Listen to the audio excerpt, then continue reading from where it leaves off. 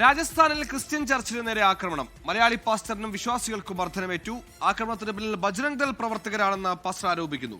വടികൊണ്ട് മർദ്ദിച്ചുവെന്നും മുഖത്തടിച്ചുവെന്നും മർദ്ദനമേറ്റവർ 24-നോട് പറഞ്ഞു. പരാതിയിൽ പോലീസ് കേസെടുത്തു. എഫ്ഐആറിന്റെ പകർപ്പ് 24 ലഭിച്ചു.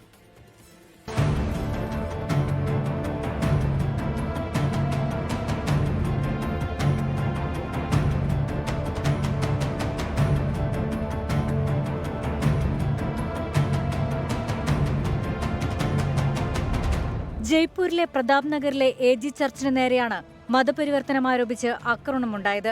പ്രാർത്ഥന ശുശ്രൂഷയ്ക്കിടെയായിരുന്നു ആക്രമണം. മലയാളിയായ പാസ്റ്റർ ബോവാസ് ഡാനിയേലിന് മർദ്ദനമേറ്റു. പ്രാർത്ഥനയ്ക്കെത്തിയ ഗർഭിണി ഉൾപ്പെടെ ആക്രമണത്തിനിരയായി.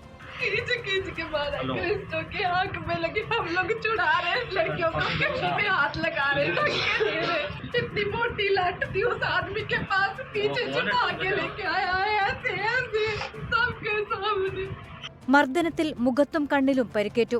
പ്രാർത്ഥനയ്ക്കെത്തിയവരുടെ മൊബൈൽ ഫോണുകൾ കൈവശപ്പെടുത്തിയ ശേഷമാണ് മർദ്ദനമുണ്ടായതെന്നാണ് ആരോപണം.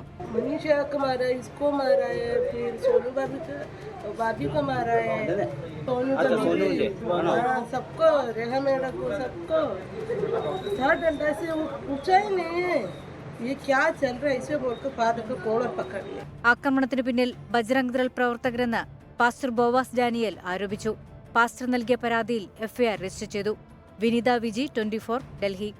ലോകത്തെവിടെയായാലും ഏത് സമയത്തും 24 വാർത്തകളും ഓഗ്മെന്റഡ് റിയാലിറ്റി പാക്കേജുകളും എക്സ്പ്ലെയിനറുകളും വിശദമായി കാണാൻ ഞങ്ങളുടെ യൂട്യൂബ് ചാനൽ നിങ്ങൾക്ക് സബ്സ്ക്രൈബ് ചെയ്യാം.